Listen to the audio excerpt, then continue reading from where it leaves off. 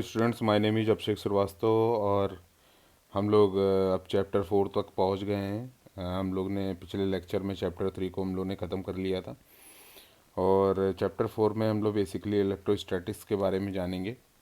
इसके कुछ learning objective हैं, इसको देख लेते हैं कि क्या क्या लर्निंग ऑब्जेक्टिव्स हमको इसमें कवर करने हैं, क्या क्या हमको सीखने को मिलेगा। तो सबसे पहला पॉइंट जो आपका यहाँ पर आता है वो आता है स्टैटिक इलेक्ट्रिसिटी। स्टैटिक इलेक्ट्रिसिटी मतलब इलेक्ट्रिसिटी जो स्थिर हो। Absolute and relative permittivity of medium. Absolute permittivity जो होती है उसकी एक वो मटेरियल पर डिपेंड करती है। परमिटिविटी बेसिकली मटेरियल मीडियम पे ही डिपेंड करती है। अब वो किसी एक सिंगल मीडियम का है तो स्पेस के रिस्पेक्ट में है तो उसको जो परमिटिविटी होगी वो एप्सिलॉन नॉट होगी। और रिलेटिव परमिटिविटी एक ऐसी परमिटिविटी होती है जो दो मीडियम के बीच की परमिटिविटी होती है। लॉ ऑफ इलेक्ट्रोस्टैटिक्स देखेंगे, इसमें फैराडे का भी नियम आता है। इसके साथ ही साथ इलेक्ट्रिक फील्ड के बारे में जानेंगे, इलेक्ट्रोस्टैटिक इंडक्शन के बारे में जानेंगे। Electric flux and Faraday tube क्या होता है। फैराडे ट्यूब और इलेक्ट्रिक फ्लक्स बेसिकली क्या है, एक तरीके की जब जो फ्लक्स लाइंस होती हैं उनको हम लोग एक सर्कुलर पाथ के बीच में हम लोग कंसंट्रेट कर देते हैं और उस तरीके के एक ट्यूब पार्ट को, उस तरीके के एक सिलेंड्रिकल पार्ट को हम लोग फैराडे ट्यूब कहते हैं। आगे चलकर देखेंगे इसको क्या होता है। इसके बाद आता है फील्ड स्ट्रेंथ और फील्ड इंटेंसिटी और इलेक्ट्रिक इंटेंसिटी, साथ ही साथ electric flux density and electric displacement D. तो basically D is equal to epsilon E होता है आपका, क्या कह सकते हैं, E is equal to D by epsilon. और एप्सिलॉन क्या है, एप्सिलॉन परमिटिविटी है, epsilon is equal to epsilon naught into epsilon R. Epsilon naught अगर हम लोग देखें तो बेसिकली अगर कंसीडर करते हैं हम लोग 1 मिनट इस चैप्टर, अगर एप्सिलॉन नॉट को देखें तो एप्सिलॉन नॉट क्या है, ये आपका एब्सोल्यूट परमिटिविटी है।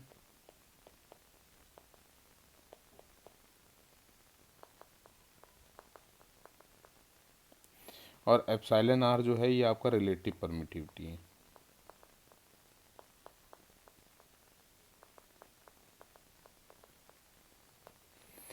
ठीक है। इसके बाद आता है इलेक्ट्रिक फ्लक्स डेंसिटी, ये जो आप पढ़ लिए। गॉस लॉ बेसिकली क्या है कि नंबर ऑफ फ्लक्स लाइंस जो हैं वो किसी भी अगर स्फेयर से बाहर जितनी निकल रही हैं वही आपके फ्लक्स लाइन जो हैं वो आपके स्फेयर के द्वारा इनक्लोज्ड हैं, मतलब उसके अंदर घेरी हुई हैं। तो number of flux lines passes through the surface of any sphere is enclosed by the surface, यही आपकी गॉस लॉ है। तो बेसिकली अगर इस तरीके से निकल रहा है तो यही इसके अंदर का पार्ट है। तो ये यानी जो जितने भी फ्लक्स लाइंस को इनक्लोज किए हुए हैं वही फ्लक्स लाइंस उसके सरफेस के अक्रॉस दिखती हैं। Equation of Poisson and Laplace, इसकी एक इक्वेशन हम लोग निकालेंगे, देखेंगे क्या होता है। इसके अलावा इलेक्ट्रिक पोटेंशियल एंड एनर्जी क्या है, साथ ही साथ हम लोग देखेंगे पोटेंशियल एंड पोटेंशियल डिफरेंस क्या होता है। पोटेंशियल एट अ पॉइंट, किसी भी पॉइंट पे क्या पोटेंशियल है। पोटेंशियल ऑफ चार्ज स्पेयर का क्या पोटेंशियल, किस तरीके से इस पर एक न्यूमेरिकल भी लगाएंगे। इक्वी पोटेंशियल सरफेस क्या होता है, ऐसा सरफेस जिसके चारों ओर जो चार्जेस हों वो इक्वली डिस्ट्रीब्यूटेड हो और पूरे सरफेस का जो पोटेंशियल हो वो बिल्कुल सेम हो, तो ऐसे यूनिफॉर्म हो, तो ऐसे सरफेस को हम लोग इक्वी पोटेंशियल सरफेस कहते हैं। Potential and electric intensity inside the conducting sphere. Potential gradient क्या होता है, ग्रेडियंट का मतलब होता है जैसे जैसे डिस्टेंस की, इसमें ग्रेडियंट मतलब बेसिकली बेस्ड ऑन डिस्टेंस, जैसे एक्स डिस्टेंस को हम लोग कवर करते चले जाते हैं वैसे वैसे हमारे पोटेंशियल की वैल्यू चेंज होती जाती है। आप पावर सिस्टम अगर पढ़ेंगे तो उसमें करोना लॉस होता है। करोना लॉस बेसिकली क्या है, when conductor ionise the atmospheric humidity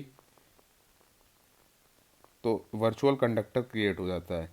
ये एयर में जब वर्चुअल कंडक्टर क्रिएट हो जाता है ड्यू टू दी वोल्टेज, तो वर्चुअल कंडक्टर यानी कंडक्टर अपना साइज वर्चुअली बढ़ा लेता है और जैसे जैसे कंडक्टर का साइज बढ़ता चला जाता है उसका जो पोटेंशियल ग्रेडियंट है, यानी जैसे साइज बढ़ रहा है तो यानी जो मेन कंडक्टर है और जो surface of the conductor virtually surface of the conductor है उसके बीच में एक्स एक्स डिस्टेंस मान लेते हैं। तो ये जो पोटेंशियल होगा इसके अक्रॉस वो क्या होगा, वो डिफरेंट अलग अलग होगा। तो जैसे जैसे इसका साइज बढ़ता चला जाएगा, एक पॉइंट ऐसा आएगा कि जहाँ पर पोटेंशियल जो होगा वो बिल्कुल कम हो जाएगा और अचानक से ब्रेक डाउन हो जाएगा। तो यहाँ पर एक चिंगारी टाइप की या एक ग्लो टाइप का निकलता है, ब्लूइश टाइप का, और हिसिंग नॉइस टाइप की होती है, उसी को कोरोना लॉस बोलते हैं। देखिए मैंने साथ ही साथ आपको पोटेंशियल ग्रेडियंट में कोरोना लॉस को भी बता दिया।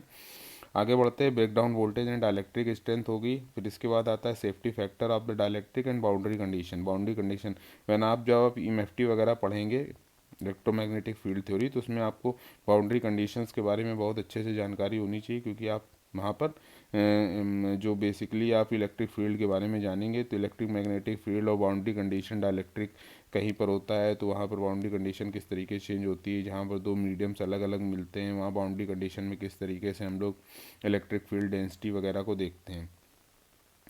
इसके बाद सबसे पहला टॉपिक आपका है 4.1 स्टैटिक इलेक्ट्रिसिटी। तो ये बहुत ही आसान है, इसको हम लोग एक लाइन में समझ लेते हैं। इलेक्ट्रोस्टैटिक्स का मतलब होगा, इलेक्ट्रोस्टैटिक्स का मतलब होता है, electrostatics is that branch of science which deal with the phenomena associated with the electricity at rest. जब कहीं पर इलेक्ट्रिसिटी जो होगी वो अगर स्थिर अवस्था में होगी तो वहाँ पर आपका इलेक्ट्रोस्टैटिक कहलाएगा। वो एक तरीके से स्थिर, क्योंकि स्थिर अगर विद्युत है तो वो स्थिर विद्युत कहलाएगी। ठीक है, तो इलेक्ट्रोस्टैटिक क्या है, एक साइंस की ब्रांच है जहाँ पर जो कि ये क्या डील करता है, phenomena associated with the electricity at rest. इसके बाद हम लोग जानते हैं कि इसके बाद बेसिकली जो एटम्स हैं आपके, वो एटम्स आपके इलेक्ट्रिकली न्यूट्रल होते हैं। क्यों? Number of protons is equal to the number of electrons.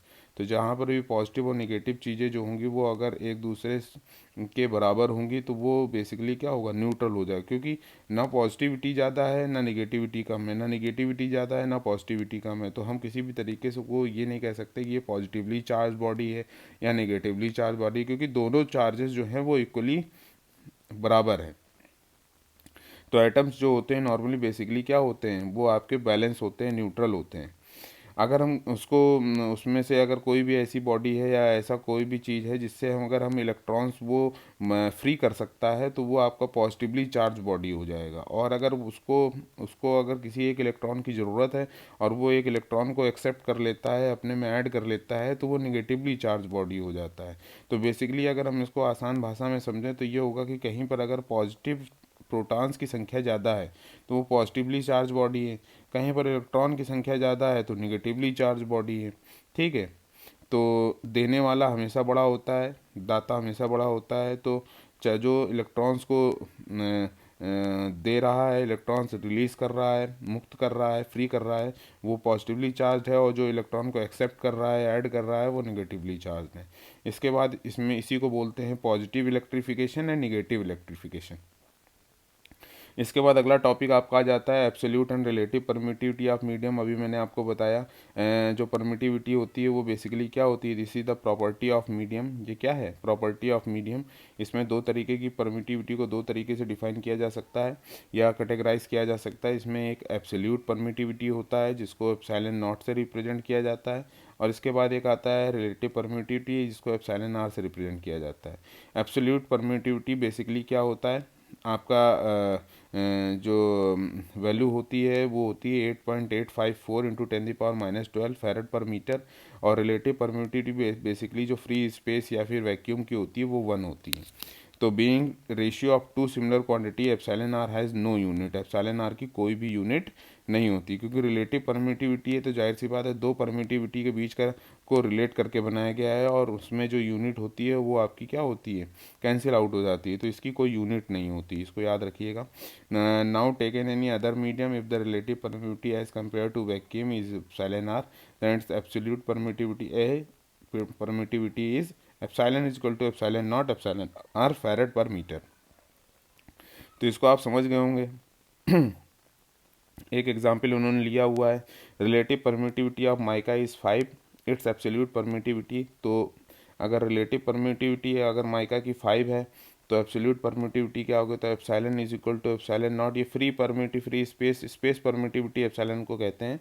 यहाँ पर आपका जो पॉइंट है ये आपको इस तरीके से देखना पड़ेगा। Epsilon is equal to epsilon naught into epsilon r, यहाँ पर वैल्यू पुट कर देंगे। एप्सिलॉन आर की वैल्यू जो है 5 रख देंगे तो आपको 44.27 इंटू 10⁻⁻12 फैराड पर मीटर आ जाएगा। नेक्स्ट टॉपिक है लॉ ऑफ इलेक्ट्रोस्टैटिक। तो लॉ ऑफ इलेक्ट्रोस्टैटिक में बेसिकली हम लोग क्या सीखेंगे, दो लॉ होते हैं। फर्स्ट लॉ ये कहता है कि जो लाइक चार्जेस होते हैं, एक जैसे चार्जेस होते हैं, वो एक दूसरे को प्रतिकर्षित करते हैं यानी रिपल करते हैं। और अनलाइक चार्जेस जो होते हैं यानी अलग अलग चार्जेस होते हैं, जैसे पॉजिटिव नेगेटिव नेगेटिव पॉजिटिव, ये एक दूसरे को आकर्षित करते हैं। तो जब ये आकर्षित कर रहे हों या प्रतिकर्षित कर रहे हों तो जाहिर सी बात है इनके बीच में कोई बल कार्य कर रहा होगा। तो सेकंड लॉ में हम लोग देखेंगे कि according to this law the force exerted between two charges, जो फोर्स है वो दो चार्जेस के बीच में लग रहा है, मैंने कहा बल कार्य कर रहा होगा, तो इसका मतलब जो फोर्स है वो किन्हीं दो चार्जेस के बीच में एक्सर्ट कर रहा है यानी लग रहा है।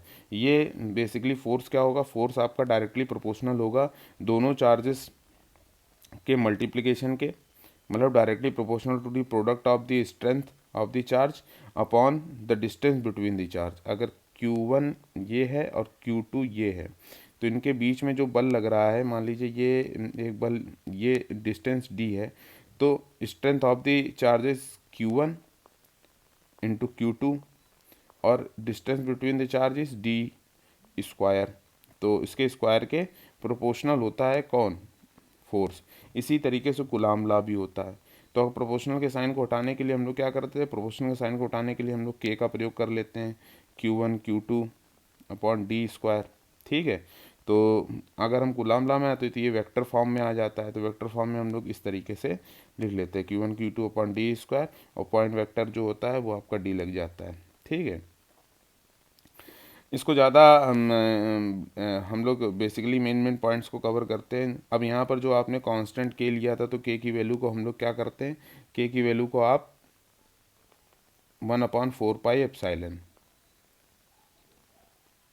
एप्सिलॉन क्या है, एप्सिलॉन नॉट एप्सिलॉन आर, यहाँ पर आप value epsilon naught epsilon r रख देंगे तो आपका फोर्स की जो फार्मूला है ये आपका Q1 Q2 upon 4 pi epsilon naught epsilon R D square आ जाएगा।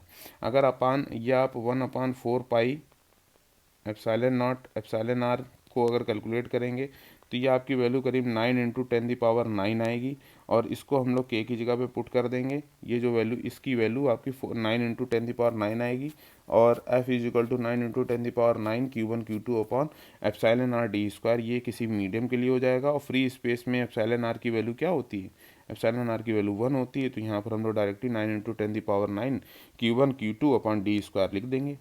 ठीक है, that charge which when placed in the air from an equal and similar charges repel it, और जो फोर्स इनके बीच में लगेगा, अगर कोई भी सेम टाइप ऑफ चार्जेस है, सेम स्ट्रेंथ है, उनके बीच में जो फोर्स लगेगा वो आपका क्या लगेगा, 9 इंटू 10⁻⁹ न्यूटन। ठीक है, आगे बढ़ते हैं। बेसिकली अगर हम लोग पहला एक न्यूमेरिकल ले लें, calculate the electrostatic force of the repulsion between two alpha particles when at a distance of 10⁻⁻13। ये 10⁻⁻13 क्या है, डी की वैल्यू है। दो चार्जेस हैं 3.2 इंटू 10⁻⁻19 यहाँ पर दिया गया है, तो ये आपका -19 ही होगा, -19 coulomb. If the mass of each particle is 6.68 into 10⁻⁻27 newton metre square per kilogram square. तो मास इतना दिया गया है, हमने यहाँ पर वैल्यू रख दी और फोर्स की वैल्यू निकाल दी। ठीक है, हमने यहाँ पर वैल्यू रख के फोर्स की वैल्यू निकाल दी। ठीक है, अब मास की बात कर रहा है। द ग्रेविटेशनल फोर्स के केस में अगर हम लोग देखें तो ग्रेविटेशनल फोर्स के केस में आपका फार्मूला क्या हो जाता है, F इक्वल टू जी, यहाँ पर जी एक कांस्टेंट है, M1 M2 upon D square. तो M1 M2 यानी मास अगर आपका 6.68 इंटू 10⁻⁻27 दिया गया तो उसका स्क्वायर, और जो जी की वैल्यू है वो आपकी है 6.67 इंटू 10⁻⁻11। इसको जब हम लोग सॉल्व करेंगे तो आपकी वैल्यू आ जाएगी 2.97 इंटू 10⁻⁻37 न्यूटन। इसके बाद आपका इस तरीके से ये सारे न्यूमेरिकल्स आप लगा सकते हैं, बहुत ही ईजी है। अब आ जाते हैं हम लोग electric field. Basically electric field क्या होती है, the region in which the stress exist और in which electric force act is called electric field और इलेक्ट्रोस्टैटिक फील्ड। तो बेसिकली इलेक्ट्रिक फील्ड क्या है, किसी भी चार्जेस, जैसे ये कोई भी चार्जेस प्लस चार्ज है, ये चार्ज दिया गया है, इन चार्जेस से जो बाहर की ओर आउटवर्ड डायरेक्शन में जो फ्लक्स लाइंस निकलती हैं ये एक तरीके की फील्ड बनाती हैं। ये किस पे बेस्ड होती हैं, ये उन चार्जेस की स्ट्रेंथ पे बेस्ड होती हैं, तो कि ये कितनी बड़ी फील्ड बना सकती हैं। अगर इसके पास अगर कोई निगेटिव चार्ज अगर यहाँ पर रख दिया जाए तो ये जो फील्ड हैं, ये फील्ड क्या करेंगी, ये अंदर की ओर जाने लगेंगी। किसके अंदर की ओर जाने लगेंगी, क्यू के अंदर, माइनस क्यू के अंदर जाने लगेंगी। ठीक है, ये इस तरीके से अंदर की ओर जाने लगेंगी। तो द रीजन इन विच, ऐसा ऐसा क्षेत्र, reason in which stress exist, जो स्ट्रेस है, जो तनाव है वो बना हुआ रहता है, और in which the force, electric force act, जहाँ पर इलेक्ट्रिक फोर्स एक्ट करती हैं, is called as electric field, वो इलेक्ट्रिक फील्ड कहलाता है और इलेक्ट्रोस्टैटिक फील्ड कहलाता है।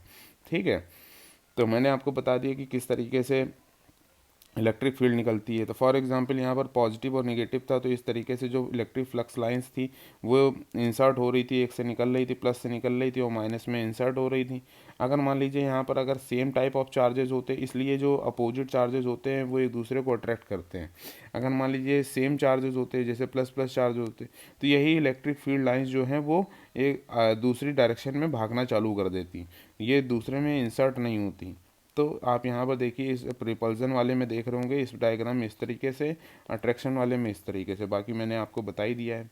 अब इलेक्ट्रोस्टैटिक इंडक्शन देखते हैं, नया टॉपिक 4.5 है। इलेक्ट्रोस्टैटिक इंडक्शन क्या है, this phenomena of an uncharge body getting charge merely by the nearness of charge body is known as induction. जो इंडक्शन बेसिकली क्या होता है, इंडक्शन का अगर हम लोग फिनोमेना को समझें, मैं बहुत ही डीप में नहीं जाऊंगा। इंडक्शन बेसिकली क्या होता है कि अगर कोई चार्ज बॉडी है, मान लीजिए ये चार्ज बॉडी है, ये चार्ज बॉडी है, प्लस क्यू एक चार्ज बॉडी है, इसमें प्लस क्यू चार्जेस हैं, और इसके बाद एक अनचार्ज बॉडी है जो इस चार्ज बॉडी के समीप लाया जाता है, पास लाया जाता है। तो ये जो चार्ज बॉडी से इलेक्ट्रिक फ्लक्स लाइंस है या इलेक्ट्रिक फील्ड है, इस फील्ड के अंतर्गत जैसे ही ये अनचार्ज बॉडी आपकी प्रवेश करेगी, वैसे ही इस पर आपका निगेटिवली चार्जेस आपका एग्जिस्ट होने लगेगा और ये जो फ्लक्स लाइंस हैं वो इसमें इंसर्ट होना चालू कर देंगी। तो किसी भी तरीके से जो भी अनचार्ज बॉडी को अगर कोई भी चार्ज बॉडी चार्ज कर देती है, तो इस प्रक्रिया को, इस प्रोसेस को हम लोग इंडक्शन बोलते हैं। ठीक है, यही आपके देखिए डायग्राम में भी बताया गया है। लेकिन अगर हम लोग किसी भी अनचार्ज बॉडी को अर्थ से अगर हम लोग कनेक्ट कर दें, तो अर्थ से कनेक्ट करने पर क्या हो जाएगा, अर्थ से कनेक्ट करने पर वो जो बॉडी है वो फिर से डिस्चार्ज हो जाएगी, क्योंकि अर्थ एक ऐसी बॉडी है, ऐसा कंडक्टर है जो कि बहुत ढेर सारे चार्जेस को एक्सेप्ट भी कर सकती है और बहुत सी चार्जेस को रिलीज भी कर सकती है। ठीक है, नेक्स्ट टॉपिक है आपका electric flux and Faraday tube. Electric flux and Faraday tube क्या है, किसी, ये जो डायग्राम आप 4.7 देख रहे हैं, इस डायग्राम में ये एक ट्यूब बनाया गया है, ये ट्यूब ऑफ फ्लक्स है, इसमें जो फ्लक्स लाइंस हैं वो ट्रेवल कर रही हैं। तो देखिए, consider the small closed curve in an electric field, if we draw the line of force through the each of point this closed curve, then we get a tube as shown in the figure. It is called the tube of electric flux. It may be defined as the region of space enclosed within a tubular surface formed by drawing lines of force through every point of small closed curve in the electric field. ठीक है, a unit of flux, unit tube of flux is one in which the end charge is 1 unit of charge. इसके बाद एक यहाँ पर एक statement दी गई, the unit tube of flux is known as Faraday tubes. If the charge on the conductor is plus minus Q coulomb, then the number of Faraday tubes starting और terminating on it also Q. ठीक है, बहुत ज़्यादा इसमें दिमाग लगाने की आवश्यकता नहीं है, हम ये मान के चलते हैं कि जो फ्लक्स हैं उसमें आपके क्यू चार्जेस हैं और वो एक सिलेंड्रिकल जो है एरिया है जिसके अंदर से फ्लक्स लाइन जा रही हैं, उसमें क्यू चार्ज पड़ा हुआ है। लाइन ऑफ फोर्स को अगर हम लोग देखेंगे तो क्यू बाई एप्सिलॉन हो जाएगा आपका। ये इलेक्ट्रिक फील्ड का फार्मूला है आपका एक तरीके से। इसके बाद आता है फील्ड स्ट्रेंथ और field intensity. Field strength, field intensity और इलेक्ट्रिक इंटेंसिटी, इसको ई से रिप्रेजेंट करते हैं। It is given by the force experienced by the unit positive charge placed at that point. ये एक यूनिट पॉजिटिव चार्ज के द्वारा एक्सपीरियंस किया जाने वाला फोर्स है और इसका जो डायरेक्शन होता है वो क्या होता है, direction along which the force act, जिस डायरेक्शन में फोर्स एक्ट करता है उसी डायरेक्शन इसका डायरेक्शन होता है। ठीक है, तो एक यूनिट पॉजिटिव चार्ज के द्वारा कोई भी अगर फोर्स एक्सपीरियंस किया जा रहा है और उसका डायरेक्शन फोर्स की डायरेक्शन में ही है, तो वो एक तरीके से आपका फील्ड स्ट्रेंथ या इलेक्ट्रिक फील्ड इंटेंसिटी या इलेक्ट्रिक इंटेंसिटी कहलाता है। तो unit of E is Newton per coulomb. Newton per coulomb ये आपकी यूनिट है इलेक्ट्रिक फील्ड इंटेंसिटी की। इसको अगर हम लोग देखें कि अगर charge if a charge Q coulomb placed at a point P, किसी भी पॉइंट पी पर अगर एक चार्ज क्यू कूलाम प्लेस्ड है with the electric field in instance the force of F Newton, then electric field at that point is given by F is equal to E is equal to F by Q। Electric field intensity क्या है, force बटे जो charges हैं, Newton per coulomb इसकी unit होती है। अगर आप इसको और अच्छे से और आगे देखना चाहें तो आपका फोर्स का फार्मूला Q इंटू वन, हमने Q क्या करा, वन कूलाम चार्ज है तो Q इंटू वन, दो चार्जेस में से एक चार्जेस को वन कूलाम मान लिया, और इसके बीच की डिस्टेंस, अगर चार्ज के बीच की डिस्टेंस d है तो आपका formula F is equal to Q into one upon four pi epsilon naught epsilon R D square हो जाएगा। इसके बाद इस फार्मूले को जब सॉल्व करेंगे तो ये इस तरीके से इस फार्मूला ये पूरा निकल के आएगा। लास्ट में आपका जो फार्मूला, अगर एयर के लिए आपका फार्मूला देखेंगे तो 9 into 10⁻⁹ Q upon D square newton per coulomb. दूसरी केस में अगर देखें तो electric field intensity at the point में be define as equal to the line of force passing normally through the unit cross section at that point. जो line of force है वो normally cross कर रही हैं, यूनिट क्रॉस कर रही हैं उस पॉइंट से। तो इसके बाद अगर आप देखें तो यहाँ फोर्स जो लग रहा है electric field intensity at that point is equal to E is equal to Q by epsilon by A, यानी Q upon epsilon A. E is equal to Q upon epsilon A, epsilon Q upon A is equal to D electric field density over the area. So E is equal to D upon epsilon, epsilon is equal to epsilon naught epsilon are.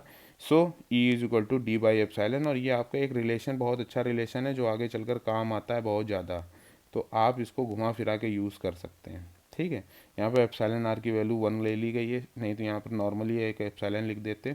Electric field intensity at any point in a electric field is equal to the potential gradient at the, और जो electric field intensity है वो और किसके बराबर है, जो potential gradient उस पॉइंट पे है उसके बराबर है। तो सबसे पहले केस में अगर हम लोग देखें तो इलेक्ट्रिक फील्ड इंटेंसिटी जो है वो किसके बराबर होती है, वो आपके बराबर होती है जो फोर्स एक्ट कर रहा है और जो फोर्स एक्सपीरियंस किया जा रहा है उसके बराबर होती है। ठीक है, चार्जेस के द्वारा जो फोर्स एक्सपीरियंस किया यानी एफ बाई क्यू के बराबर होती है। दूसरे केस में देखते हैं जो इलेक्ट्रिक फील्ड इंटेंसिटी होती है वो किसके बराबर होती है, लाइन ऑफ फोर्स जो है वो नॉर्मली एक यूनिट क्रॉस सेक्शन एरिया को पास कर रहे हैं। ठीक है, तो इसमें ई इज इक्वल टू किसके बराबर होती है, डी बाई एप्सिलॉन के बराबर होती है। इसके बाद जो तीसरा पॉइंट होता है उसमें क्या है, वो पोटेंशियल ग्रेडियंट के बराबर होती है उस पॉइंट पे।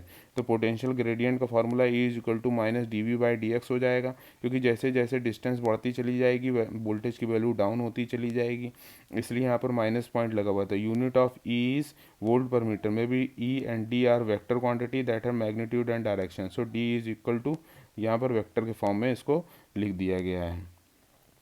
ठीक है, अब यहाँ पर हम लोग एक न्यूमेरिकल को देख लेते हैं। न्यूमेरिकल आपका दिया गया है कि point charge in the air are located as follows, जिसमें पहला पॉइंट चार्ज आपका प्लस 5 इंटू 10⁻⁸ कूलाम एट 0,0 पे है।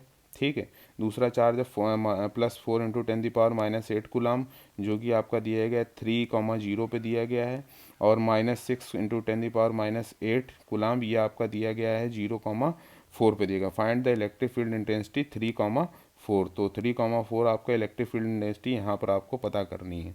तो हम सबसे पहले क्या करेंगे, सबसे पहले हम लोग यहाँ पर ई का फार्मूला, E1 का फार्मूला को यूज़ करेंगे। E1 is equal to E is equal to क्या हो जाता है, ई इज इक्वल टू हो जाता है 9 into 10⁹ Q by D square. इसको यूज़ करेंगे। यहाँ पर Q की वैल्यू अलग अलग जगह पे अलग अलग वैल्यू रखेंगे। तो पहले Q की वैल्यू हम लोग रखेंगे 0,0 के केस में। तो यहाँ पर हमारा जो E की वैल्यू आएगी वो आपकी करीब आएगी 18 वोल्ट पर मीटर। ठीक है, ये E1 आ जाएगा आपका। ठीक, E1। फिर E2 निकालेंगे, E2 में भी यही करेंगे। तो E2 में आपके आ जाएगी 22.5 वोल्ट पर मीटर। फिर E3 के केस में हम लोग निकालेंगे, तो E3 के केस में भी आपकी इसी तरीके से वैल्यू निकल के आ जाएगी बाहर। ठीक, अब हम लोग बेसिकली यहाँ पर दो कंपोनेंट को इन्होंने कंसीडर किया हुआ है, तीसरे को कंसीडर नहीं किया हुआ है। तो क्योंकि वो नॉर्मल एक्सिस पे ऑलरेडी है, बाकी हमको नॉर्मल एक्सिस पे लेके आना है। तो आप यहाँ पर इस तरीके से इसको देख सकते हैं, कंसीडर कर सकते हैं। तो यहाँ पर आपकी वैल्यू, पहले ई की वैल्यू है तो ये आ जाएगी E1 कॉस एक्स कंपोनेंट अगर निकालें तो एक्स कंपोनेंट में E1 cos theta minus E2 क्योंकि E2 ऑलरेडी आपका है किस एक्सिस पे, एक्स कंपोनेंट पे, तो यहाँ पर आ जाएगा 60।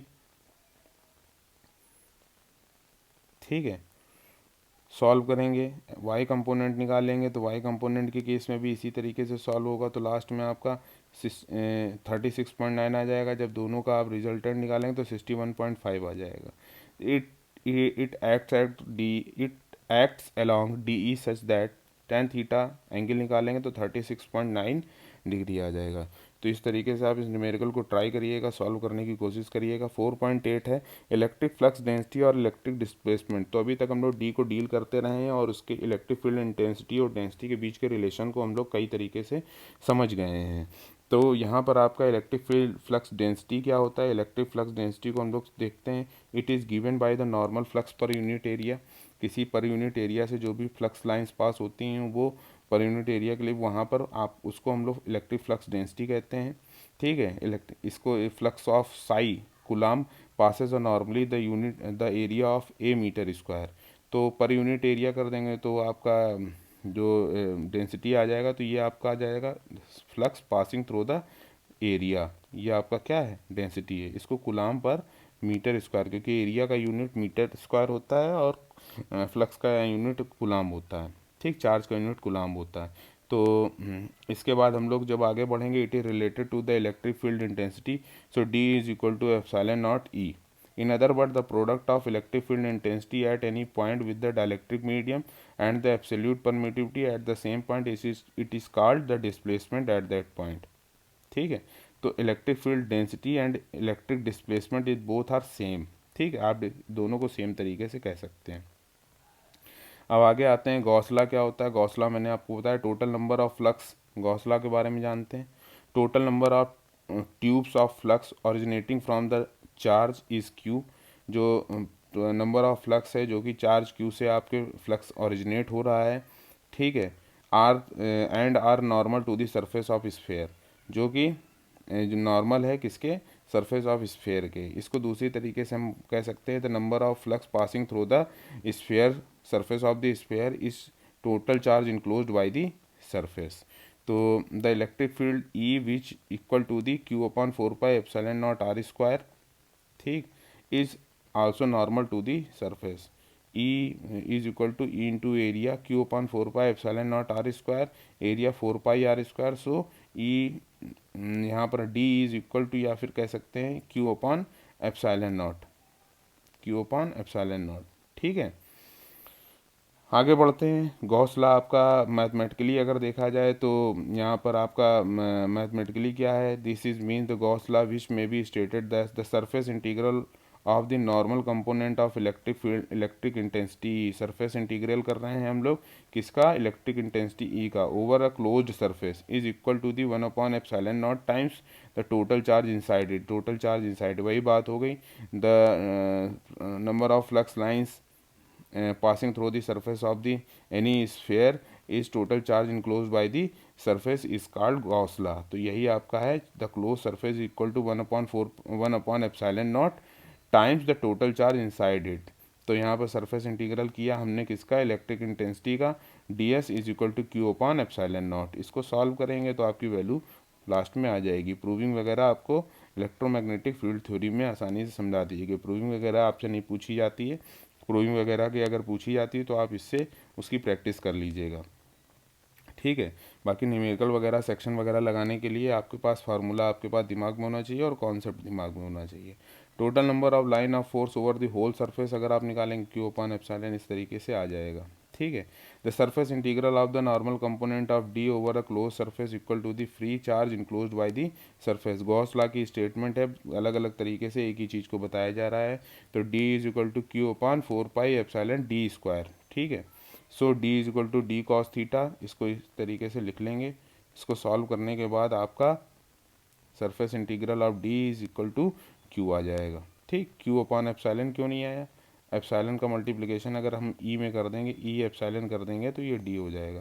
कहने का मतलब घुमा फिरा के एक ही चीज़ें हैं। तो अगर आप यहाँ पर इसको देखेंगे तो ये आपका E is equal to Q upon 4 pi epsilon, तो ई इज इक्वल टू क्या हो जाएगा, ठीक है, तो Q is equal to E into epsilon, ये Q इज इक्वल टू क्या आ जाएगा, D आ जाएगा। तो वही आपका लास्ट में क्या आ जाएगा, ये DQ आ गया।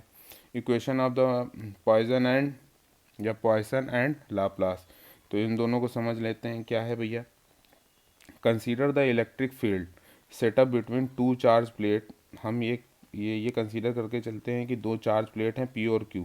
Suppose there is a some electric charge present in the space between the two. हम ये मान के चलते हैं कि दो चार्ज प्लेट के बीच में कुछ चार्जेस एग्जिस्ट कर रहे हैं, जैसे कि ये सब देखिए, ये चार्जेस हैं दो प्लेट्स के बीच में मौजूद हैं, ठीक है। It is generally known as the space charge, ये स्पेस चार्ज के रूप में जाने जाते हैं। Let the space charge density is rho coulomb per metre, और स्पेस चार्ज जो डेंसिटी दी गई है वो rho coulomb per metre cube दी गई है। It will assume that the space charge density varies from one point of space to the another. ये हम एज्यूम करके चलते हैं कि जो स्पेस चार्ज डेंसिटी है वो वेरी कर रही है एक पॉइंट से स्पेस से दूसरे पॉइंट तक, but is uniform throughout any thin layer taken parallel to the plate P and Q, और ये यूनिफॉर्म है एक थिन लेयर के रूप में दो प्लेटों के बीच में। If x axis is taken perpendicular to the plate, अगर एक्स एक्सिस को हम ये मान के चलें कि जो कि प्लेट के परपेंडिकुलर है, ये एक्स एक्सिस है तो ये प्लेट के परपेंडिकुलर हो गया, ठीक है। Then rho is assume to depend on the value of x, जो रो है वो किसके ऊपर डिपेंड करेगा, स्पेस चार्ज डेंसिटी जो है रो वो किस पर डिपेंड करेगा, एक्स की वैल्यू पर डिपेंड करेगा। It will be seen that figure from 4.14 से हम लोग देख रहे हैं that the value of electric intensity E increase with x because of space charge. तो ये जो ये आपका स्पेस चार्ज डेंसिटी है रो है, ये आपके एक्स की वैल्यू पर डिपेंड करता है और एक्स की वैल्यू के साथ घटता बढ़ता है, इसलिए हमने यहाँ पर ये रो की value assume to depend on the value of x. Now consider the thin volume element of the cross section A. हम ये मान के चलते हैं एक थिन वॉल्यूम ले लेते हैं cross section A. The thickness of delta x, ये देखिए thickness of delta x. Now the value of electric intensity at the two opposite faces of this element E, two opposite faces of element E. So E is equal to delta E.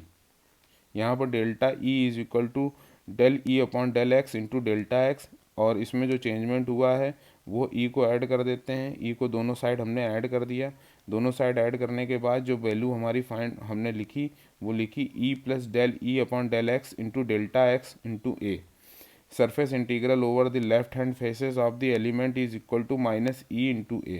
The negative sign represent the fact of E directed towards inwards direction, जो है उसकी direction के according यहाँ पर minus sign को लिया गया है। जब हमने चेंज वाली वैल्यू को और एग्जैक्ट एक्चुअल वैल्यू से सब्ट्रैक्ट किया तो जो हमारी वैल्यू लास्ट में निकल के आई वो A into delta x into del E upon del x. From symmetry it is in evident that along with the y and z there is no field. हम ये मान के चल रहे हैं इससे पता चलता है कि वाई और जेड एक्सिस पे आपकी कोई फील्ड नहीं है। Now according to the Gauss theorem, Gauss theorem के अकॉर्डिंग अगर हम लोग देखें the surface integral of electric intensity over the close surface is equal to the 1 upon epsilon naught times the charge within that surface. तो D V is equal to A into delta x, the charge is equal to rho A delta x. इसको अगर हम लोग solve करेंगे तो solve करने के case में हमारी ये वैल्यू निकल के आएगी। इसी तरीके से एक्स वाई जेड तीनों के केसेस में हमारी ये वैल्यू निकल के आएगी, और इस वैल्यू को हम बराबर कर सकते हैं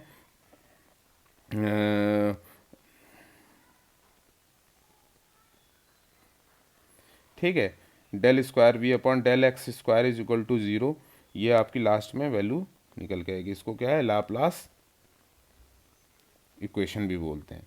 तो नेक्स्ट है आपका 4.11। 4.11 को हम लोग देखते हैं इलेक्ट्रिक पोटेंशियल एंड एनर्जी क्या है। इलेक्ट्रिक पोटेंशियल एनर्जी में we know that the body raise above the ground. अगर हम किसी बॉडी को ज़मीन से ऊपर लेके जाएंगे तो जैसे जैसे हम ऊपर लेके जाएंगे उसकी पोटेंशियल एनर्जी में बढ़ोतरी होने लगेगी, क्योंकि वो ग्रेविटी के अगेंस्ट ऊपर जा रही है।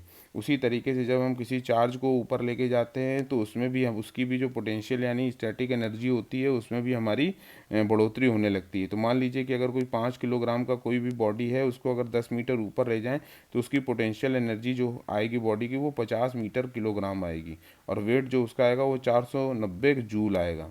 अगर बॉडी को फ्री छोड़ दिया जाए, गिरने दिया जाए, because of there is a attraction due to gravity and always proceed from place of higher potential energy to the one of the lower potential energy. Higher potential energy से lower potential energy की तरफ वो जाएगा।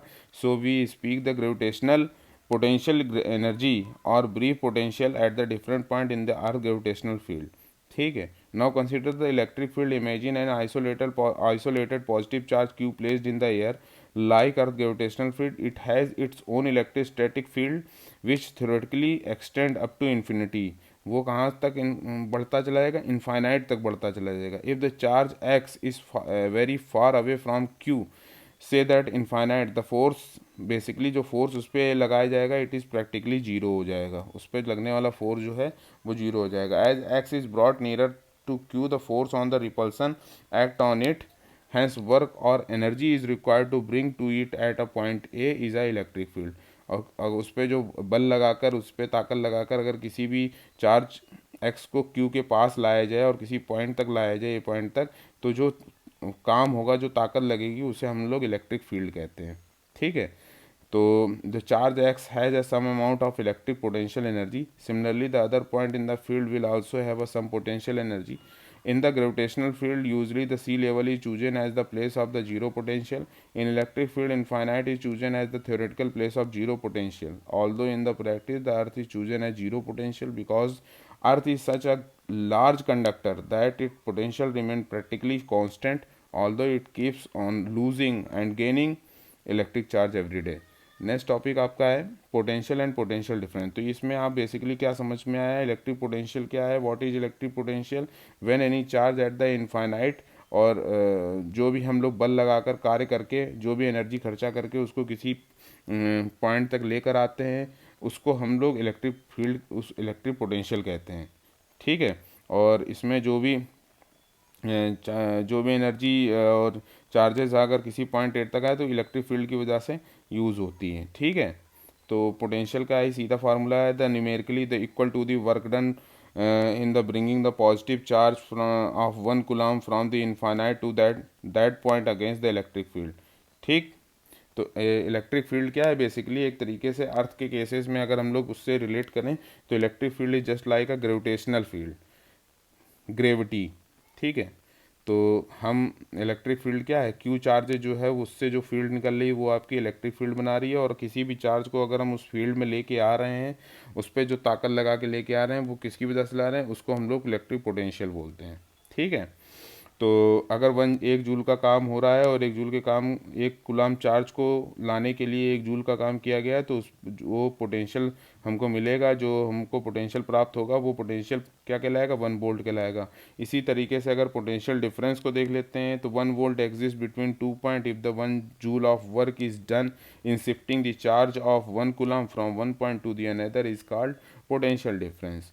तो potential at a point, अगर हम लोग देखें पोटेंशियल एट अ पॉइंट क्या है, किसी भी पॉइंट पे पोटेंशियल क्या आता है, तो किसी भी पॉइंट के लिए पोटेंशियल अगर मान ले देते हैं कि ये डायग्राम जो आपको दिया गया है, इसमें एक क्यू चार्ज है, जैसे एक पॉइंट डी है, बी है और ए है। तो consider the point of charge q coulomb placed in a air at a point x metre from it, the force on the 1 coulomb positive charge is, जो x metre पे है वो है आपका q upon 4 pi epsilon naught x square. Suppose that this 1 coulomb charge is move towards q. 1 coulomb जो charge है वो Q की तरफ मूव कर रहा है। ठीक है। तो 1 कूलम जो चार्ज है वो क्यू की तरफ मूव कर रहा है, such a small distance d x ले लिया। तो अब जो वर्क डन हुआ d W is equal to Q upon 4 pi epsilon naught are square into minus d x. ठीक है। द निगेटिव साइन क्यों है, क्योंकि डी एक्स जो है निगेटिव डायरेक्शन में, एक्स के निगेटिव डायरेक्शन में, एक्स इस डायरेक्शन में बढ़ रहा है और डी एक्स जो है वो इस डायरेक्शन में। ठीक है। तो टोटल वर्क डन इस तरीके से अगर निकालेंगे, इनफाइनाइट से लेकर डी तक का अगर हम वर्क डन निकालें तो यह आपका लास्ट में आ जाएगा q upon 4 pi epsilon naught into d. इसको सॉल्व करेंगे तो हमारा वोल्टेज जो आ जाएगा V is equal to 4 pi epsilon naught d, ये 9 × 10⁹ Q/D वोल्ट। अगर हम लोग किसी भी मीडियम के लिए देख रहे हैं तो 9 × 10⁹ Q upon epsilon R D हो जाएगा। तो potential of charge, next topic आपका है potential of charge conducting sphere. Potential of charge conducting sphere के केस में क्या है, कंडक्टिंग एक स्फीयर है जिसमें कई स्फीयर है, 3 स्फीयर बेसिकली दिखाया गया है। इसमें एक पॉइंट जो है इसका ओरिजिन पॉइंट है, इसमें पहले स्फीयर की जो रेडियस है वो r है, दूसरे स्फीयर की a है, इसी तरीके से। और इसमें जो q चार्जेस उसके सरफेस पे यूनिफॉर्मली डिस्ट्रीब्यूटेड है। तो पोटेंशियल आपका v is equal to upon 4πε d हो जाएगा, ठीक है। concentrated at a point, the problem of finding potential at a point outside a charge sphere, charge sphere के आउटसाइड पर किसी भी पॉइंट पे पोटेंशियल हमको फाइंड करना है। साउंड डिफिकल्ट, ये थोड़ा डिफिकल्ट साउंड कर रहा है because the charge on the sphere is distributed over it's entire surface so that it is not concentrated eight a point, but the problem is easily solved by nothing that the line of force of a charge sphere like A in by noting that the line of force of charge sphere like A spread out normally from its surface। Gauss law के according जो है वो charges जो है और electric field जो है वो आपके सरफेस से बाहर की ओर निकल रही, क्योंकि अगर पॉजिटिव चार्ज है तो इलेक्ट्रिक फील्ड जो है वो आउटवर्ड डायरेक्शन में होती है, ठीक है। If produce the backward that meet at a point of A, अगर हम पीछे की तरफ जाएं तो हम देखेंगे कि जो चार्जेस का है, एक चार्ज जो मेन चार्ज आपका पॉजिटिव चार्ज है वो सेंटर पे है। Hence for finding the potential at a point outside the sphere we can imagine the charge on the sphere as concentrated at its point O, centre O. If r is the radius of the sphere in a metre, q is the charge in the coulomb, r radius है, मैंने पहले बताया है, Q जो है वो charge है, वो कुलाम चार्ज जो है potential of its surface q upon 4 pi epsilon naught r volt, electric field intensity is q upon 4 pi epsilon naught r square, in any other point d, in any other point d meter from the center of the sphere the corresponding value of q upon 4 pi epsilon naught d or electric field intensity is q upon 4 pi epsilon naught d square, ठीक है। Respectively d is greater than r, ये radius से ज़्यादा होगा तभी आपके surface से बाहर होगा, तो डी पॉइंट जो है वो आपके सरफेस से बाहर तभी होगा then d is greater than r. तो दो it is starting point is coincident with that of r, the variation of potential and electric intensity with distance of the charge sphere as shown। तो equipotential surface को आप देख लीजिए। Equipotential surface क्या है, नया टॉपिक आपका है। इक्विपोटेंशियल सरफेस का मतलब होता है electric field such that all points on it are at the same potential, किसी भी सरफेस के ऊपर जो जितने भी पॉइंट्स दिए गए हैं वो सारे पॉइंट्स क्या हैं, सेम पोटेंशियल पे हो, तो ऐसे सरफेस को हम लोग इक्विपोटेंशियल सरफेस कहते हैं, ठीक है। The direction of electric field strength and flux density is always at the right angle of to the surface. जो direction of electric field strength है और फ्लक्स डेंसिटी है वो हमेशा क्या है, राइट एंगल है किसके, सरफेस के, ठीक है। तो electric flux emerge out normal to the such और सच अ सरफेस, जो इलेक्ट्रिक फ्लक्स जो है वो बाहर की ओर जा रहा है किसके, 90 डिग्री पे सरफेस से सीधे की ओर नॉर्मल जा रहा है, ठीक है। इसके बाद आपका आ जाता है नया topic 4.16 potential and electric intensity inside a conducting sphere. तो ये एक तरीके का it has been experimentally found that when a charge is given to a conductive body, ये एक्सपेरिमेंटली पाया गया है कि जब when a charge is given to, किसी भी कंडक्टिंग बॉडी को चार्ज दिया जाता है a sphere, then it reside entirely on the outer surface, जो चार्जेस है वो इसके डिस्ट्रीब्यूट हो जाते हैं किसी भी स्फीयर के सरफेस पे, आउटर स्फीयर पे, आउटर सरफेस पे। Within the conducting body whether hollow or solid the charge is zero, अगर कोई भी कंडक्टिंग बॉडी है और वो हॉलो है या सॉलिड है, ठीक है, तो चार्ज इज ज़ीरो, हैंस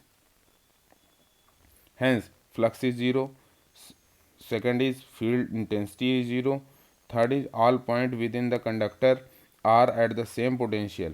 तो ये जो इलेक्ट्रिक फील्ड अगर केस में अगर आप देखेंगे कि इलेक्ट्रिक फील्ड पोटेंशियल जो है इसमें बेसिकली अगर चार्जेज जो है वो इक्वली डिस्ट्रीब्यूटेड हो जाते हैं, तो चार्जेज इक्वली डिस्ट्रीब्यूटेड होने के केस में वो flux is zero, flux intensity is zero, all point within the conductor are at the same potential. एक न्यूमेरिकल लगा के देखते हैं, फिर हमारी चीज़ें ईजिली क्लियर हो जाएंगी, ठीक है। The three concentric sphere is radii 4, 6 और 8 सेंटीमीटर। तो ये 0.04, 0.06, 0.08 मीटर के केस में हो जाएगा। चार्ज की वैल्यू हमें माइक्रो से कुलाम में दी गई, तो 1 माइक्रो कुलाम मतलब होता है आपका 10⁻⁻⁶ कुलाम, ठीक है, 10⁻⁻⁶ कूलाम।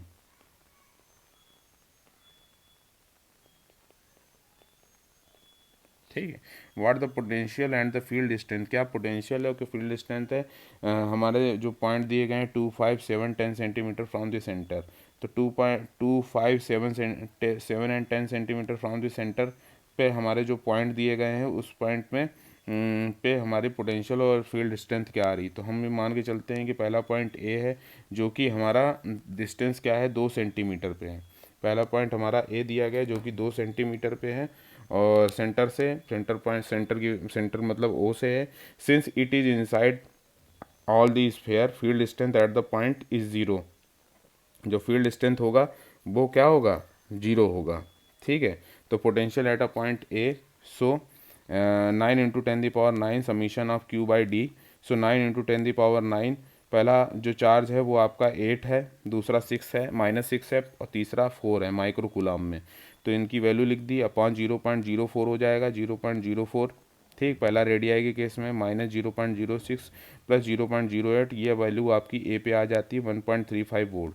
बी के केस में देखते हैं, बी के केस में आपकी वैल्यू क्या आ जाती है। बी के केस में अगर हम लोग सॉल्व करेंगे तो इलेक्ट्रिक फील्ड जो है वो बी के केस में आपकी आ जाएगी। क्यों, इसलिए आ जाएगी क्योंकि आपका जो स्फेयर, आपका ए स्फेयर है, पहला स्फेयर है, उसके बी जो है वो आउटसाइड है, लेकिन जो दूसरा स्फेयर बी है उसके इनसाइड है।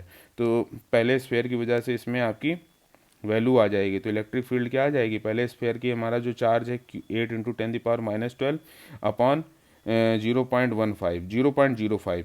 तो 0.05 के केस में अगर आप देखें, क्योंकि दूसरा वाला जो है वो ओरिजिन से 0.05 पे है, बी कितनी दूर पे है, 0.05 पे है। तो 0.05 square is equal to 28.8 newton per coulomb आ जाएगी इलेक्ट्रिक फील्ड। अगर हम पोटेंशियल निकालना चाहेंगे तो पोटेंशियल क्या आ जाएगा आपका 8 × 10⁻⁻12 अपॉन 0.05, और जो दूसरा चार्जेस है, बी चार्जेस हैं, उसके 6 × 10⁻⁻12 अपॉन 0.06 प्लस 4 × 10⁻⁻12 0.08, ये आ जाएगी 0.99 वोल्ट। तीसरा हम लोग देते हैं सी पॉइंट पे जो कि 7 मीटर की डिस्टेंस पे है। सी पॉइंट कितने मीटर की डिस्टेंस पे है, 7 मीटर की डिस्टेंस पे है। तो हमारे यहाँ पर दो चीज़ें बी और ए दोनों आ जाएंगे। तो यहाँ पर आपका 8 × 10⁻⁻12 अपॉन 0.07, और जो बी आ जाएगा वो 6 × 10⁻⁻12 अपॉन 0.07 स्क्वायर। तो यहाँ पर आ जाएगा 3.67 न्यूटन पर कूलाम। इसी तरीके से पोटेंशियल भी आपका आ जाएगा। पोटेंशियल आपका पहला क्या है 8 माइक्रो कूलाम का है, तो 0.8 × 10⁻⁻12 अपॉन 0.07। इसके बाद -6 × 10⁻⁻12 अपॉन 0.07, तो लास्ट वाला 0.08 पे है, तो ये आ जाएगा। लास्ट में हम लोग पॉइंट जाते हैं डी पे जो कि 10 सेंटीमीटर की दूरी पर है, और इसमें हमारा बी, सी और ए तीनों की वैल्यू इसमें इलेक्ट्रिक फील्ड के केस में कैलकुलेट होगी। तो 10 सेंटीमीटर की दूरी पे इसको जब हम सॉल्व करेंगे तो 5.4 न्यूटन पर कूलाम आएगा। और पोटेंशियल डी के केस में अगर हम लोग देखेंगे तो यहाँ पर 0.54 वोल्ट आएगा। तो इसको आप एक तरीके से अपने आप भी लगाने की कोशिश करिएगा। ये समझ लीजिएगा कि जब हम इलेक्ट्रिक फील्ड को कंसीडर करते हैं तो इलेक्ट्रिक फील्ड के केस में हम अगर रेडियस से बाहर है तो हमें फील्ड मिलेगी, और जब हम अगर किसी भी रेडियस के अंदर आते हैं तो हम वहाँ पर पोटेंशियल को कंसीडर या कैलकुलेट कर सकते हैं। ठीक है, पोटेंशियल ग्रेडियंट को देखते हैं। पोटेंशियल ग्रेडियंट मैंने आपको नया दूसरा टॉपिक है। पोटेंशियल ग्रेडियंट क्या होता है, potential gradient is depend on the distance. तो it means the electric intensity at a point is equal to the negative potential gradient at that point. It is defined at the rate of change of potential. इसको देखिए, it is defined at the rate of change of potential with distance in the direction of electric force. ठीक, rate of change of potential with respect to the distance in the direction of electric force. ठीक है, सो dV/dx आ जाएगी। Unit क्या हो जाएगी, volt per metre हो जाएगी या वोल्ट पर सेंटीमीटर हो जाएगी। इसको अगर हम लोग फार्मूले में लिखना चाहेंगे तो dV = E × -dx। Minus sign क्या है, माइनस साइन आपका ये दिखाता है कि जो इलेक्ट्रिक फील्ड की डायरेक्शन आउटवर्ड है और जो पोटेंशियल इंक्रीज है वो इनवर्ड है। यानी जैसे जैसे हम चार्ज के पास जाएंगे वो हमारा पोटेंशियल ज़्यादा हो जाएगा, लेकिन जो इलेक्ट्रिक फील्ड होगी वो बाहर की दिशा में होगी। नेक्स्ट टॉपिक आपका है breakdown voltage and dielectric strength. Breakdown voltage का मतलब क्या होता है कि किसी भी अगर कोई इंसुलेटर है या कोई भी डाइलेक्ट्रिक है, अगर उसमें हम इलेक्ट्रिक करंट को फ्लो कराने की कोशिश करेंगे तो वो इलेक्ट्रिक करंट जो है वो ईजिली फ्लो नहीं करेगी। लेकिन जैसे जैसे हम वोल्टेज को बढ़ाते चले जाएंगे तो एक समय ऐसा आएगा, एक पॉइंट ऐसा आएगा कि अगर हम उस पॉइंट से ज़्यादा का वोल्टेज कर देते हैं तो रैपिडली अचानक से जो करंट उसके थ्रू बहने वाली करंट होगी वो हैवी करंट फ्लो होगी। तो जिस पॉइंट पर जो कंडक्टर जो भी डाइलेक्ट्रिक है वो अपनी जो प्रॉपर्टी को खोने वाला होता है, उस पॉइंट पर जो वोल्टेज होता है उसे ब्रेकडाउन वोल्टेज कहते हैं। तो इसको हम लोग एक बार स्टेटमेंट में पढ़ लेते हैं। When the voltage apply to a such insulator exceed a certain value then it break down and allow a heavy current electric current to flow through it. The disruptive or breakdown voltage of an insulator is the minimum voltage required to break it down. Dielectric strength of the insulator dielectric medium is given by maximum potential difference which a unit thickness of the medium can withstand without breakdown. तो अगर कहीं पर breakdown होने की condition, breakdown नहीं हो रहा लेकिन उससे थोड़ा सा वोल्टेज आप ज़्यादा कर देंगे तो वो स्ट्रेंथ आ जाएगी, डाइलेक्ट्रिक स्ट्रेंथ। लेकिन अगर किसी ऐसा वोल्टेज, ऐसा मिनिमम वोल्टेज जिस पर आपको कोई भी डाइलेक्ट्रिक मीडियम, कोई भी इंसुलेटर अपनी प्रॉपर्टी को खो देता है तो ऐसे ऐसे वोल्टेज को हम लोग ब्रेकडाउन वोल्टेज बोलते हैं। ठीक है, अगला टॉपिक आपका आ जाता है safety factor of the dielectric. Safety factor of the dielectric क्या है? It is given by the ratio of dielectric strength of the insulator and electric field intensity establish it. Dielectric strength ये एक ratio है जिसमें dielectric strength of the insulator है और electric field है। ये आपका क्या कहलाता है? सेफ्टी फैक्टर कहलाता है। बेसिकली जो डाइलेक्ट्रिक स्ट्रेंथ है वो 3×10⁶ वोल्ट पर मीटर होता है। एग्जाम्पल एयर का जो होता है 3×10⁶ वोल्ट पर मीटर, और इस्टेब्लिश द इलेक्ट्रिक फील्ड यानी 3×10⁵ वोल्ट पर मीटर। इसकी वैल्यू हम लोग निकालेंगे तो के की वैल्यू 10 आएगी। बाउंड्री कंडीशंस को ले लेते हैं। बाउंड्री कंडीशंस किस तरीके से, इसको हम लोग समझेंगे, बाकी इसके डेरिवेशंस को हम लोग बाद में देखेंगे। तो इसमें आपका आ जाएगा the relationship exist between the electric field strength and the field density at the boundary is called the boundary condition. Electric field strength and flux density के बीच का जो रिलेशन होता है वो हमारी बाउंड्री कंडीशन कहलाती है। कहाँ पर? किसी भी सरफेस के बाउंड्री पर। The first boundary condition is that the normal component of flux density is continuous across the surface. तो यहाँ पर अगर हम लोग देखें कि इलेक्ट्रिक, इस डायग्राम में डायग्राम 4.21 दिया गया है, the electric flux approaches the boundary. Electric flux जो है वो अप्रोच कर रहा है बाउंड्री बी बी, ये बाउंड्री बी बी है। ठीक है, और इलेक्ट्रिक फ्लक्स जो है वो आपका अप्रोच कर रहा है, ठीक है, कितने डिग्री पर? θ1 और θ2 डिग्री पर। तो θ1 θ2 डिग्री पर D1 and D1n and D2n, ये क्या है? नॉर्मल टू दी सरफेस है। ठीक है, नॉर्मल कंपोनेंट है D1 एंड D2 के। According to the first boundary condition D1n and D2n is equal हो जाएंगे। The second boundary condition is that the tangential field strength is continuous across the boundary. जो electric field strength है या electric field strength है वो क्या है? Boundary के नॉर्मल है। तो बाउंड्री के अगर टेंजेंशियल कंपोनेंट है, बाउंड्री के टेंजेंशियल कंपोनेंट है, तो देखिए आप डायग्राम में एक इसको देख रहे होंगे और इसको देख रहे हैं, तो E1t और E2t ये बराबर हो जाएंगे। इसको जब हम लोग सॉल्व करने की कोशिश करेंगे तो D1n is equal to D1 cos θ1 and D2n is equal to D2 cos θ2। So E1 is equal to D1 upon epsilon 1 हम जानते हैं। तो E1t is equal to D1 sine θ2, क्योंकि इसका जो नॉर्मल कंपोनेंट होगा E1 की डायरेक्शन में वो साइन के फॉर्म में आ जाएगा। तो so E1t is equal to D1 sine θ2 upon epsilon 1। E2t is equal to D2 upon epsilon 2। So E2t is equal to D2 sine θ2 upon epsilon 2।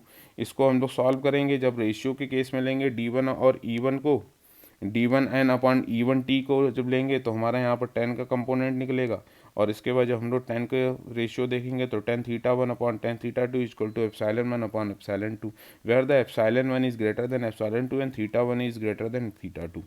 ठीक, ओके। तो इस तरीके से इसको हम लोग पूरी तरीके से न्यूमेरिकल को सॉल्व कर लेंगे। वोल्टेज और इलेक्ट्रिक फील्ड इंटेंसिटी के बीच में आप बहुत ज़्यादा कंफ्यूज मत होइएगा। वोल्टेज के केस में आपका जो डिस्टेंस से हम लोग डिवाइड करते हैं, लेकिन इलेक्ट्रिक फील्ड इंटेंसिटी के केस में फोर्स आ जाता है, तो फोर्स के केस में आपका स्क्वायर आ जाता है डिस्टेंस का स्क्वायर। तो इसको आप याद रखिएगा। ठीक है, तो ये आपका ये सारे न्यूमेरिकल दिए गए हैं, आप इन न्यूमेरिकल्स को लगाने की कोशिश करिएगा। ये एक ट्यूटोरियल प्रॉब्लम दी गई है 4 चैप्टर की, और साथ ही साथ ये ऑब्जेक्टिव क्वेश्चंस दिए गए हैं, इन ऑब्जेक्टिव क्वेश्चंस को लगाइएगा। ये कंपटीशन के लिए बहुत ज़्यादा इंपॉर्टेंट होते हैं, और इन कंपटीशन कम्पिटिटिव एग्ज़ाम में आप इसको लगा लेंगे तो इससे आपको काफ़ी फ़ायदा मिलेगा। ठीक है। तो अगर आपको ये वीडियो अच्छा लगा हो, या थोड़ा बहुत भी समझ में आया हो, या पूरा समझ में आया हो, इस वीडियो को लाइक करिए, अपने फ्रेंड्स के साथ शेयर करिए। आप फ़ायदा उठाइए, आपके दोस्त फ़ायदा उठाए, ताकि आप कंपटीशन के लिए प्रिपेयर होइए। अगर कोई भी मेरे वीडियो को या इस वीडियो को देखकर लाभान्वित होता है और उसे किसी भी एग्ज़ाम में कोई भी फ़ायदा हो पहुंचता है, तो कृपया मुझे सूचित करिए। मैं कम्युनिटी पोस्ट पे आपका नाम और जो भी एग्ज़ाम है उससे रिलेटेड आपकी कंटेंट को मैं पोस्ट करूँगा। अगर कोई क्वेश्चन या कोई न्यूमेरिकल नहीं आता तो आप उसे भी मुझे बताइए, मैं उसको भी सॉल्व करके भेजूँगा कम्युनिटी पोस्ट पे। अगर ज़रूरत लगेगी तो मैं उसके रिलेटेड वीडियो बनाकर चैनल पे अपलोड भी करूँगा आपके नाम के साथ, कि ये क्वेश्चन आपने मुझे भेजा था, इस वजह से ये वीडियोज़ मैं शेयर कर रहा हूँ। तो मिलते हैं हम लोग नेक्स्ट लेक्चर में। इसके लिए बहुत बहुत थैंक यू।